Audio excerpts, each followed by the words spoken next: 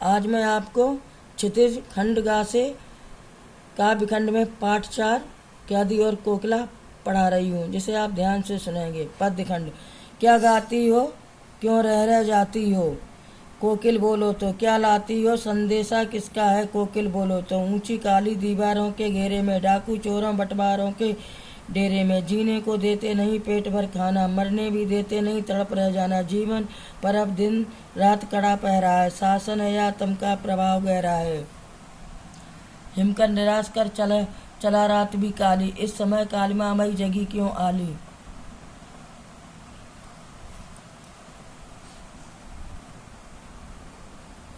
बच्चों, कैदी और कोकिला माखनलाल चतुर्वेदी की प्रसिद्ध कविता है। स्वतंत्रता संघर्ष के दिनों में कवि ने अनेक बार जेल यात्राएं की थी, इसलिए वे कैदी के अकेलेपन, अंग्रेज शासन के दुर्व्यवहार और यात्राओं से परिचित थे। कवि कोयल से अपने मन का संतोष व्यक्त कर उसे ऐसे गीत गाने के लिए कहता जो पूरे देश को मुक्ति का संदेश दे सके। इस जेल में रहते हुए एक रात कोयल की कूक सुनाई पड़ी। उसी को लेकर एक और वह जेलों के बीच स्वतंत्रता सेनानियों पर हो रहे अत्याचारों का उल्लेख करता, तो दूसरी ओर उनके न टूटते मनोबल का वह कोयल को याद दिलाता कि वह तोते मैना की तरह बंदनी नहीं है, तो वह जेलों की दीवारों के पास जाकर लोगों को मुक्त गीत क्यों सुनाती है।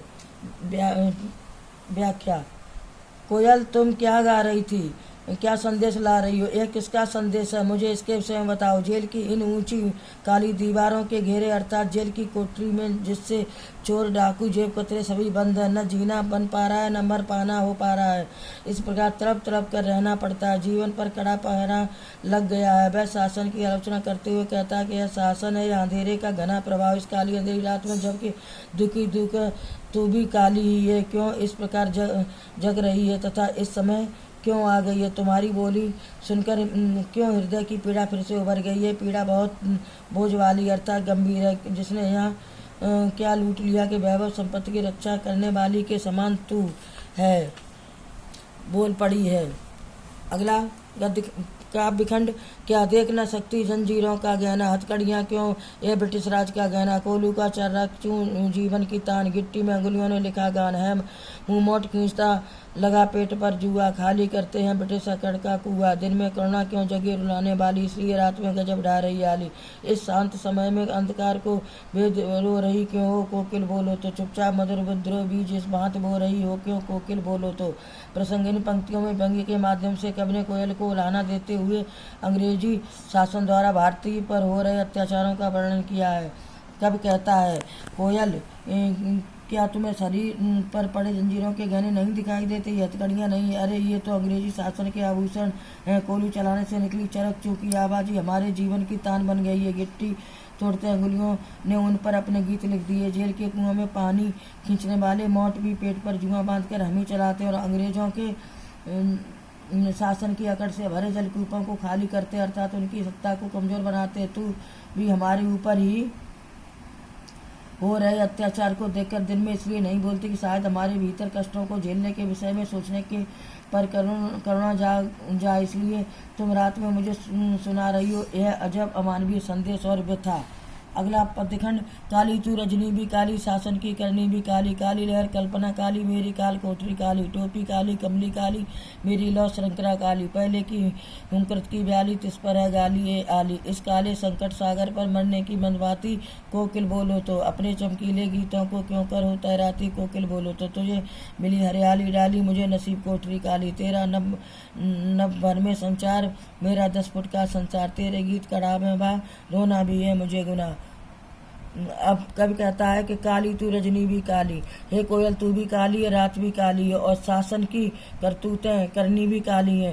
काली लहर कल्पना काली, काली लहर है और कल्पना भी काली है, और मेरी कोठरी भी काली है, मेरी टोपी काली है, कमली काली पहने हुए हूँ, और मेरे हाथों में जो हथकड़ियाँ पड़ी हैं वो भी काली हैं। इस काले संकट पर सागर मरने की और मेरे ऊपर संकट रूपी सागर आ गया है। हे कोयल बोलो तो, अपने चमकीले गीतों से क्यों कर हो तो तुम अपने ऐसे मधुर गीतों को गा करके और दुख भरे गीतों गाकर मुझे क्यों रुला रही हो। हे कोयल बोलो तो, तुम्हें मिली है हरियाली, और कब कहता है कि तुम्हें हरियाली डाली मिली है और मुझे काली कोठरी मिली है। तुम नभ और आकाश में घूमती हो और मेरा केवल 10 फुट का संसार रह गया है। तेरे गीत कहा मैं बाहर, रोना भी है मुझे गुनाह। तेरे गीत मुझे बहुत अच्छे लगते हैं, लेकिन इस जेल में मैं रो भी नहीं सकता हूँ। रोना भी मेरी एक गलती है। देख विषमता तेरी मेरी बजा रही तिस पर रणबेरी। इस उंकृत पर अपनी कृत से और कहो क्या कर दूं, कोकिल बोलो तो। मोहन के व्रत पर प्राणों का आसव किसमें भर दूं, कोकिल बोलो तो। इन पंक्तियों में कवि ने उसी अत्याचार का वर्णन किया जो भारतीयों पर अंग्रेजी शासन द्वारा किए जाते थे। व्याख्या कवि कोयल को संबोधित करते हुए कहता है कि आधी रात में जबकि चारों ओर शांत छाई हुई है, तू बोलती है तो लगता है जैसे शांत अंधकार को भेदते हुई रुलाई हो। हे कोयल, बताओ कि तुम अपने गान के माध्यम से इतनी मधुरता से शासन के विद्रोह के बीच क्यों बो रही हो।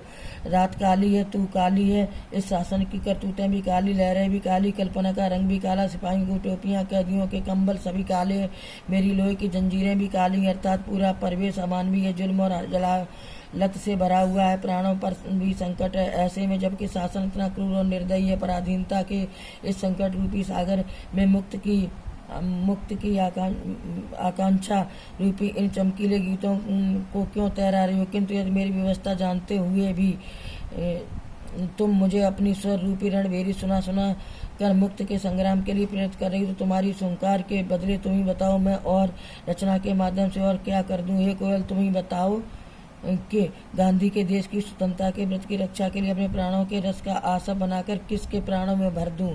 बच्चों, पाठ पूरा हुआ। याद करें और प्रश्नोत्तर लिखें।